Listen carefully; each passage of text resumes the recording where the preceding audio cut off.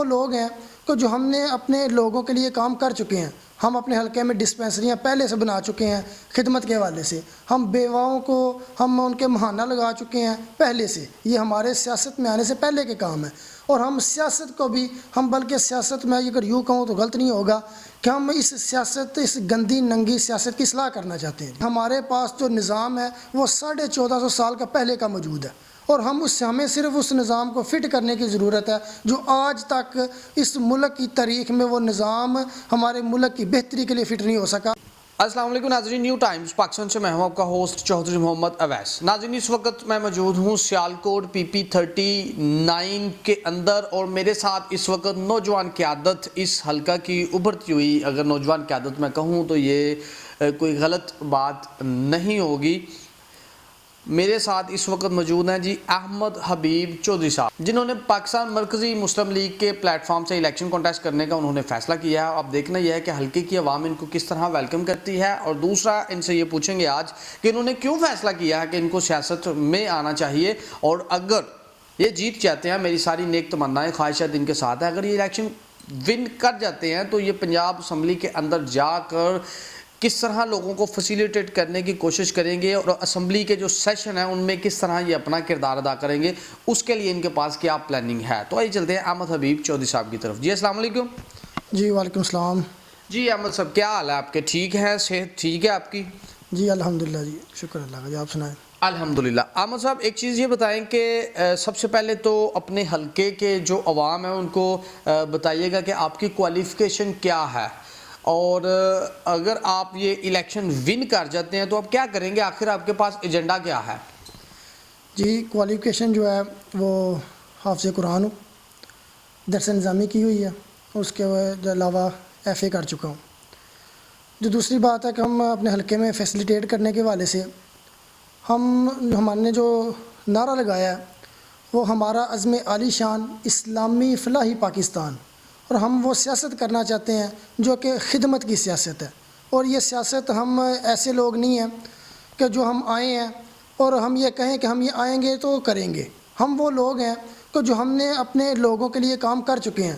ہم اپنے حلقے میں ڈسپینسریاں پہلے سے بنا چکے ہیں خدمت کے حوالے سے. ہم بیواؤں کو ہم ان کے مہانہ لگا چکے ہیں پہلے سے. یہ ہمارے سیاست میں آنے سے پہلے کے کام ہیں. اور ہم سیاست کو بھی بلکہ سیاست میں اگر یوں کہوں تو غلط نہیں ہوگا کہ ہم اس گندی ننگی سیاست کی اصلاح کرنا چاہتے ہیں. جی احمد صاحب، آپ نے جس جماعت کا انتخاب کیا ہے، جس جماعت سے آپ نے اپنے سیاسی سفر کا آغاز کیا، وہ بالکل ابھی فریش ہے پاکستان کے اندر، تو کیا پاکستان کے لوگ اس کو ایکسیپٹ کر لیں گے؟ ایک طرف پاکستان تحریک انصاف ہے، دوسری طرف پنجاب کی اگر اسپیشلی میں بات کروں تو یہاں پہ پاکستان مسلم لیگ نون بھی ایک حقیقت ہے جس کو جٹلایا نہیں جا سکتا. تو ان دو بڑی جماعتوں کے درمیان سے کیسے آپ لوگ ابھر کر آگے آئیں گے؟ جی سب سے پہلے بات جو آپ نے مرکزی مسلم لیگ کی بات کی، تو اس حوالے سے میں یہ عرض کرنا چاہتا ہوں کہ یہ ان کا تو پہلے نعرہ ہمارا عزم عالی شان اسلامی فلاحی پاکستان ہے. اور جو باقی جماعتیں جن کا آپ نے ذکر کیا ہے، اس میں کوئی شک نہیں کہ عرصہ دراز سے اس ملک میں سیاست کر رہے ہیں. لیکن آج کی جو عوام، اس وقت کی جو صورتحال ہے کہ عوام ان سے تھک چکی ہے. اور ہم پہلے میں جو عرض کرنا چاہتا ہوں کہ ہماری جو اس جماعت کی جو بنیاد ہے وہ بابائے قوم سے ہے.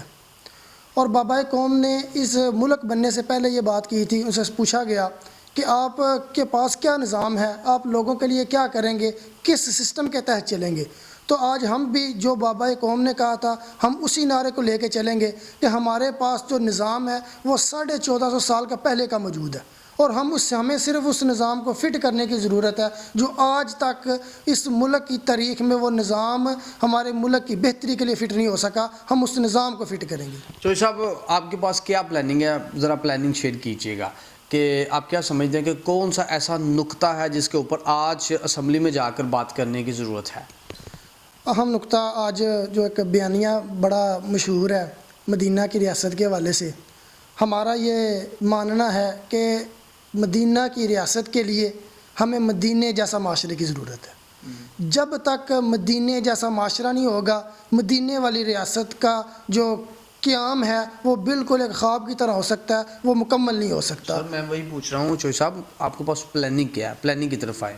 پلاننگ میں یہ عرض کر رہا ہوں کہ پلاننگ ہماری ایک خدمت کی سیاست اسلامی فلاحی پاکستان اور جو 1450 سال پہلے ایک نظام آ چکا ہے، ہماری ساری پلاننگ اس نظام کے مطابق ہے۔ تو صاحب آج آپ کیا سمجھتے ہیں کہ کون سا ایسا نقطہ ہے جس کے اوپر ہم اس وقت صحیح ٹریک کے اوپر نہیں چل رہے، جس کو ہمیں بنیادی طور پر ٹھیک کرنے کی ضرورت ہے، جس طرح کے اکانومی کے حالات ہو چکے ہیں؟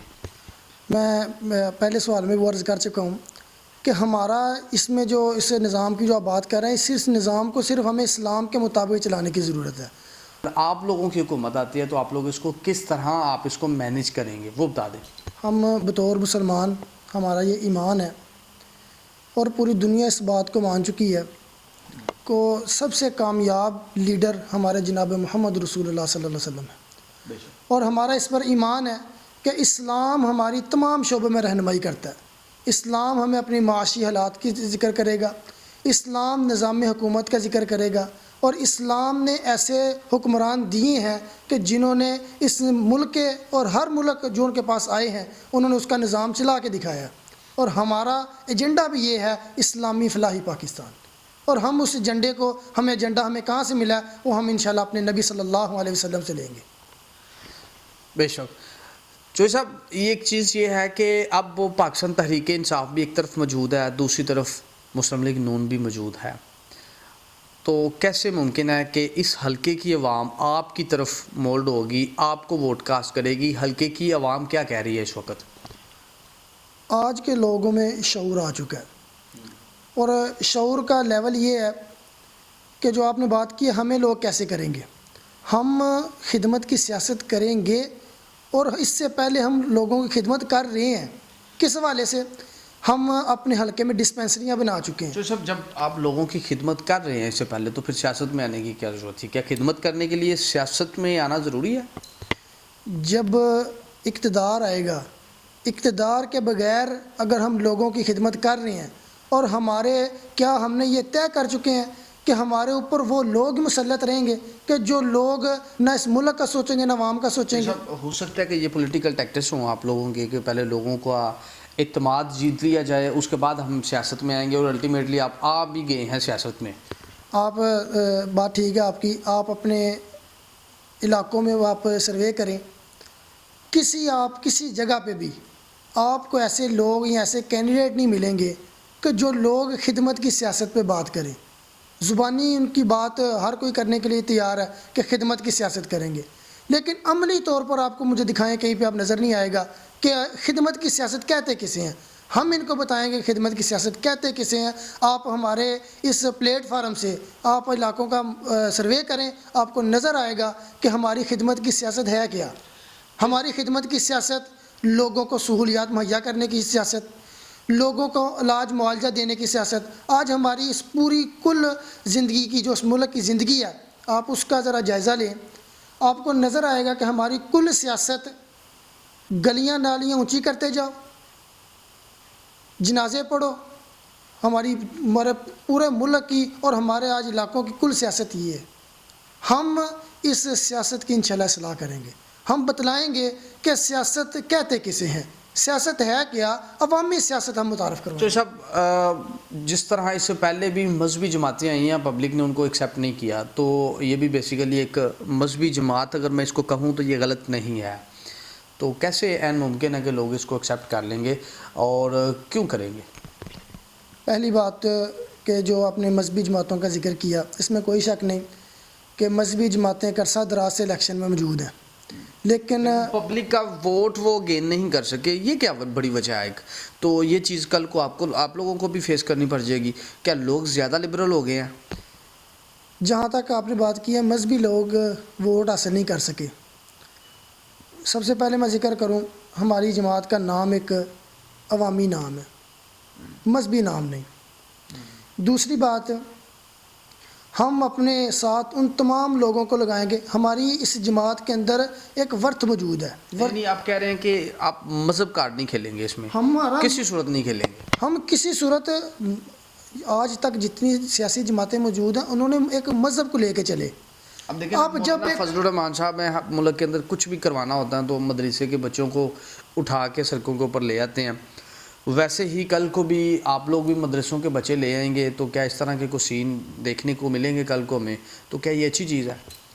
ہم تو پہلے سمجھتے ہیں کہ جتنے جو مدارس ہیں یہ ایک اسلام کا قلعہ ہے، ہم مدارس کے خلاف تو کوئی بات ہو نہیں سکتی، اور جو کرنے والے لوگ ہیں ان کو بھی سمجھنی چاہیے۔ اور دوسری بات جہاں تک آپ نے کی بات کی کہ ان کو استعمال کرنے کی، ہمارا نہ مذہبی نام ہے اور نہ ہی ہم مذہب کو استعمال کریں گے۔